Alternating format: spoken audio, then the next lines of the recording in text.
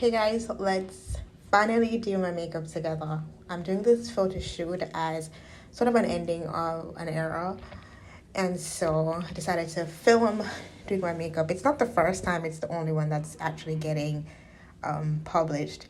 So my brows has been growing thanks to 2020. I don't need to fill them anymore, so we're just gonna brush them up a little bit. It's always good to have a spoolie on hand. And I mean, honestly, I've been doing my makeup for a while. I started in high school. It was just like liner and gloss. So now we're doing full on eyebrows. Now I use a lighter concealer to clean up my brows to give them that popping look that you see in my videos. This is a NYC or something concealer or INC. It's a really popular concealer. It's one of the best ones out there and it's cheap. It's like $3.99, $4.99 in some stores. So I do both the top and the bottom. Usually I go in after with like a shade that's my shade, but I didn't do it for this video for some strange reason. So I put a lot because eventually once you start blending out and everything, and yes, please blend your concealer.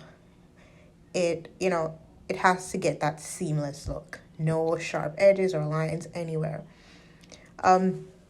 Eyebrows are a big deal because they make up, the expression on your face, and that's one fell swoop, and you get your arch. I thread my eyebrows just to kind of give you a little maintenance. I thread my eyebrows because waxing leaves bumps. And I always do the top with a lighter one. I usually, like I said, go in with a shade that's my tone, but I didn't do it for this one. But that's nothing blending can't really handle. No, you blend it all the way out to make sure that you're getting that shape. It doesn't always go as seamless, to be honest. There are times when I really do kind of mess up and I have to start over because the shape isn't right, but thank God for that. This is me going again with some more, making sure that I get it in. But yeah, like those Indian ladies or wherever in Asia that they come from, they do my eyebrows really well, and so I love getting them threaded.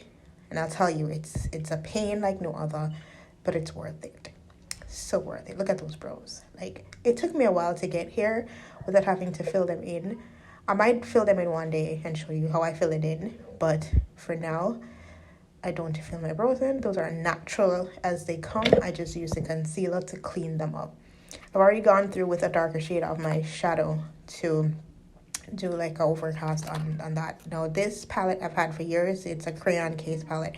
I use the tan to lighten out the outer edge of this shadow that I put on. It's like a darker brown, and that's I think from a different palette. I'll put the link for all of them below.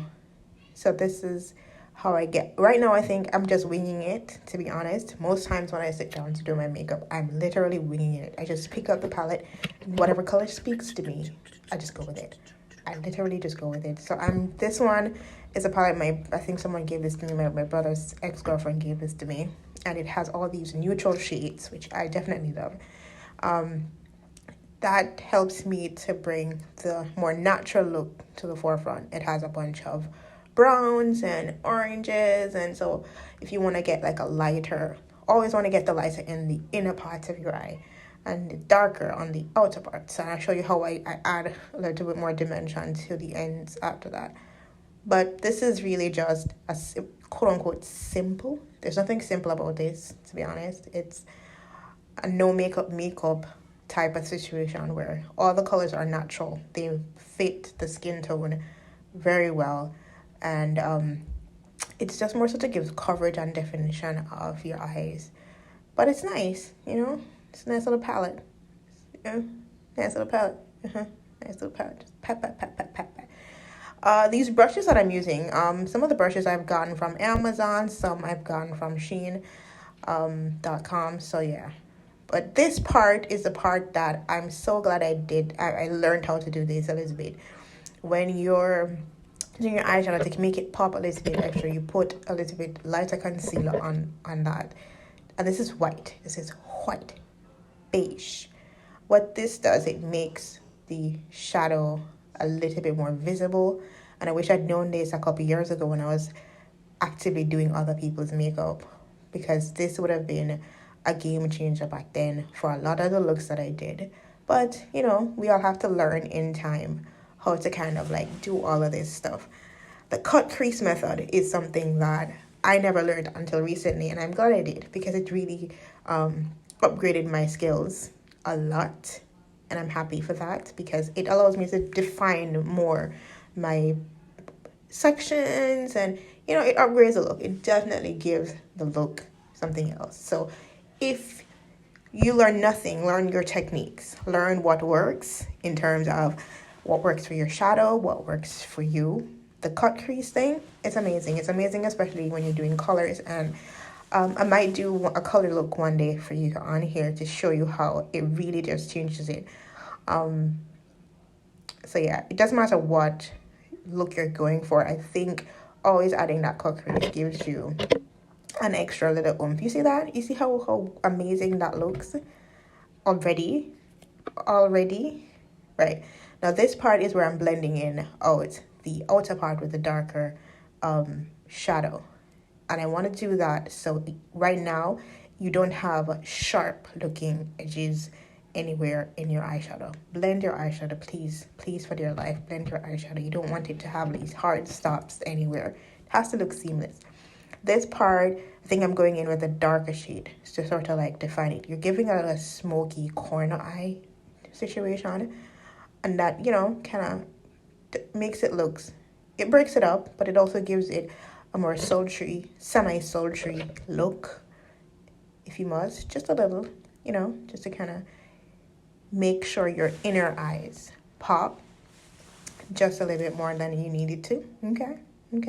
And look at those brows. My eyebrows will always be popping. Let me tell you, even when they need to be get done, they're always gonna be popping. So yeah, but always, for their life, blend your eyeshadow. Always blend your eyeshadow. If I cannot stress this enough. And get a cute little palette.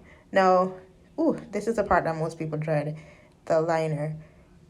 And this is liquid liner from the beauty supply store. Nothing special about it. I just do a straight line because I am going to wear lashes. So I'm not doing anything extra. Don't need to be thick. Don't need to overthink it. I always use mascara. I used to use 4 or 5 mascara one time. And that's before I learned how to do lashes. I still use mascara because the eyeshadow goes on my lashes and, you know, leaves a little sprinkles. Now this is my favorite lash glue. It's a duo. I don't even remember what brand this is.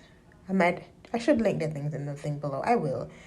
But you put it on your lash line and you also put it on the lash, and let me tell you, it sticks.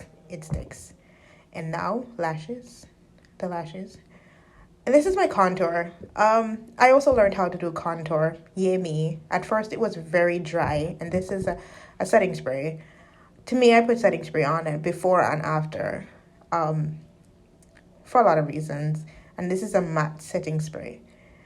Don't mind me. I have to do silly things once I'm done with my makeup. But I'm not done. We're gonna put on some lip gloss.